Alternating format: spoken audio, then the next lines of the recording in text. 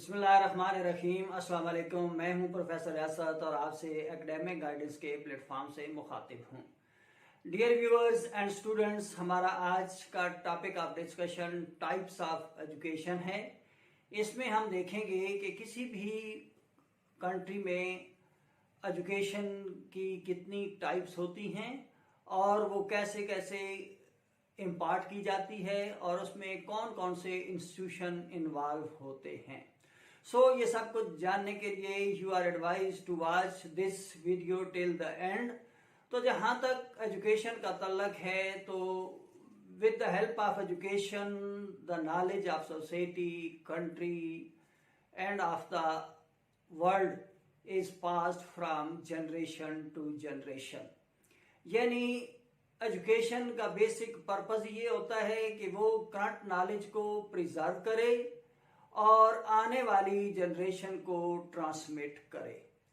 तो इस तरह जो हाईली एजुकेटेड सोसाइटीज होती हैं, मीन जिसके मेंबर हाईली क्वालिफाइड होते हैं, वो ज्यादा प्रोडक्टिव होते हैं as compare to those societies whose member are at the bottom of the pyramid. फिर सबसे बड़ी बात यह है कि education empower individuals, societies and countries by education to compete at the international level.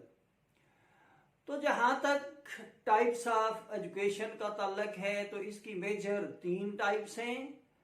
पहली फॉर्मल एजुकेशन है, दूसरी इनफॉर्मल एजुकेशन है और तीसरी नॉन फॉर्मल एजुकेशन है। तो इन तीनों की डिस्क्रिमिनेशन में कुछ बेसिक डिफरेंसेस हैं।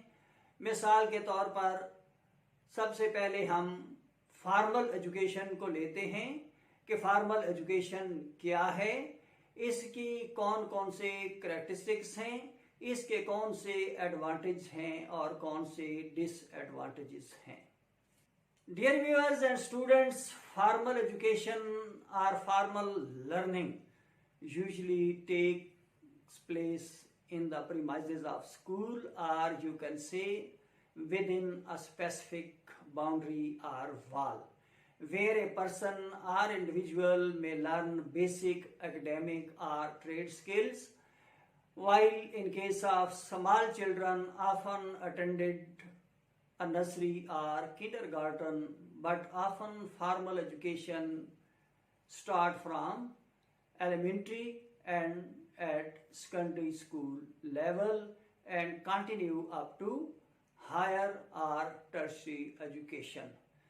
चूंकि पाकिस्तान में 3 टायर सिस्टम है, यानी इसमें प्राइमरी और मिडिल को मिला के एलिमेंट्री स्टेज है, वाइल सेकेंडरी स्टेज और हायर सेकेंडरी स्टेज और इसके बाद प्रोफेशनल एजुकेशन और हायर एजुकेशन आती है। तो इसमें प्रॉपर सर्टिफिकेशन, करिकुलम और proper schedule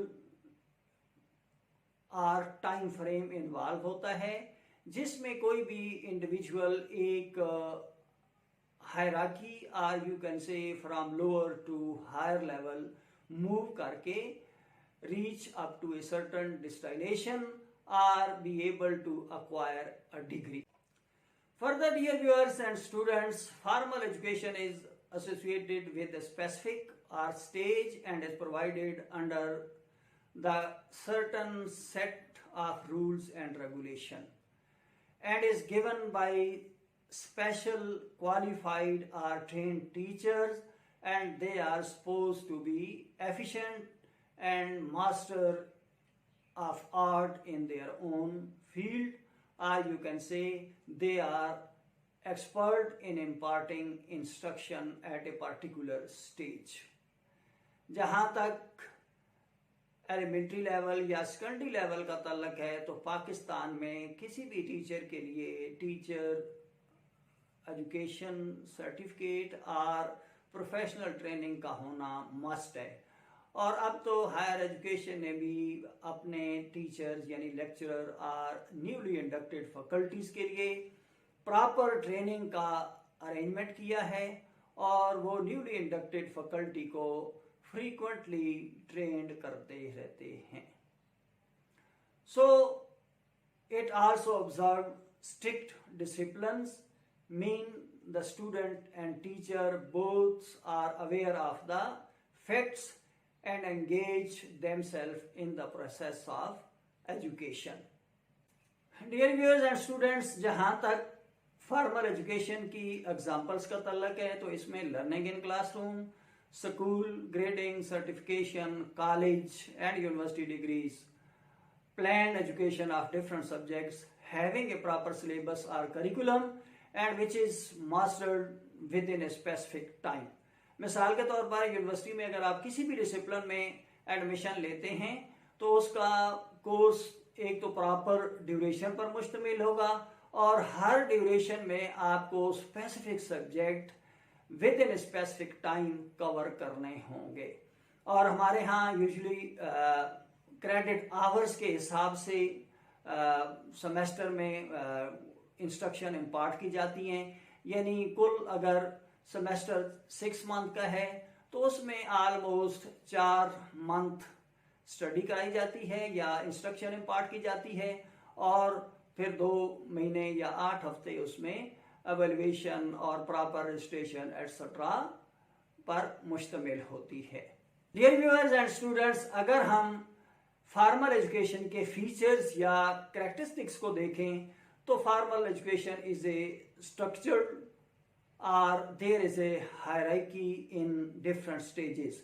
mean you move from lower stage to upper stage, that is from one semester to another and then third, fourth and so on. And if in the same way you are in the annual system तो उसमें part 1 और part 2 इस तरह की stages involve होती हैं. Further इसमें एक प्रॉपर स्केड्यूल होता है और किसी भी इंडिविजुअल को और स्टेक होल्डर, आपको पता है कि एजुकेशन सिस्टम के जो मेन स्टेक होल्डर होते हैं वो एक तो स्टेट होती है, दूसरा पेरेंट्स होते हैं और तीसरा स्टूडेंट्स और टीचर्स होते हैं. और सबसे इंपॉर्टेंट जो स्टेक होल्डर है वो स्टूडेंट है. तो स्टूडेंट को कुछ ना कुछ रेगुलरली फी पे करनी पड़ती है. Further it has a chronological grading system, यानी इसमें प्रॉपर ग्रेडिंग होती है from 1 grade to next grade. If you move, then you have to acquire a certain grade, then you will be able to move into the next stage. Further, it has a syllabus and subject oriented, यानी एक discipline होता है तो उसमें आगे various core subject और optional subject होते हैं जिनको आप ऑप्ट करके डिग्री की कंप्लीशन की तरफ मूव करते हैं. द चाइल्ड और individual is taught by trained or expert teachers. That is the most prominent characteristics of formal education system. Further, dear viewers and students, अगर हम formal system के advantages और merits को देखें तो it is an organized educational model and up-to-date course contents are imparted in this system. Students acquire knowledge from trained and professional teachers. Structured and systematic learning process occurred within the classroom. Intermediate and final assessment are ensured to advance students to the next learning phase or grade. Institutions are managerially and physically organized by a well-trained administrator and managers, and this system leads to a formally recognized certificate or degree, and on the basis of that degree you can or individual can access easily to the job in the job market. Dear viewers and students, जहाँ तक किसी भी system के merits और demerits का तल्लक है तो उसमें मेरिट्स भी होते हैं, कुछ प्लस पॉइंट्स भी होते हैं और कुछ माइनस पॉइंट्स भी होते हैं. तो इसी तरह फॉर्मल सिस्टम के भी अपने कुछ मेरिट्स के साथ साथ डीमेरिट्स और डिसएडवांटेजेस भी हैं. जिनमें सबसे prominent disadvantage ये है कि some brilliant students are bored due to the long wait for the expiry of academic session to promote to the next stage. जो extraordinary बच्चे होते हैं, extraordinary intelligent बच्चे होते हैं, उनके लिए चूंकि ये कॉमन चीज़ें होती हैं तो वो समटाइम बोर हो जाते हैं और स्टडी में या टीचिंग लर्निंग प्रोसेस में इंटरेस्ट लूज कर जाते हैं. Second, chances of bad habits are 50-50 because there are certain individuals with bad habits within the classroom or premises of the institution, and most likely students are get involved those activities which are not according to the set standards of the society. Further, wastage of time as some lazy students may fail to learn properly in spite of motivation by the professional trained teachers. Maybe वो feeble minded होते हों या उनको interest ना हो learning में, तो इस तरह ये भी एक थका देने वाला प्रोसेस होता है. Some unprofessional and non-standard education system may cause the wastage of time and money of the students, which leads to the disappointment from the formal system. And finally, the professional people argue that you must move towards the non-formal education system. So itself, it is a wastage of time कि एक मखसूस time गुजारने के बाद भी अगर कोई individual इस काबिल ना हो कि वो डिग्री या सर्टिफिकेट हासिल कर सके, तो इस तरह भी ये एक वेस्टेज ऑफ टाइम है. And the last one is that is too much costly and rigid education system as compare to other form of learning system और टाइप्स ऑफ एजुकेशन सिस्टम. तो डियर व्यूअर्स, आज तक के लिए इतना ही. उम्मीद है आपको आज की वीडियो पसंद आएगी. हम इसका अगला हिस्सा यानी informal and non formal education अगली किसी वीडियो में डिस्कस करेंगे. आपको वीडियो कैसी लगी कमेंट्स बॉक्स में कमेंट्स करके अपनी राय से ज़रूर आगाह कीजिएगा.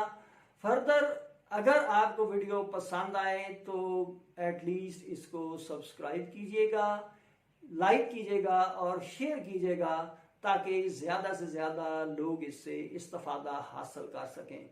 अल्लाह ताला हम सब के लिए आसानियाँ पैदा करे. आमीन सुम आमीन. अल्लाह हाफिज़.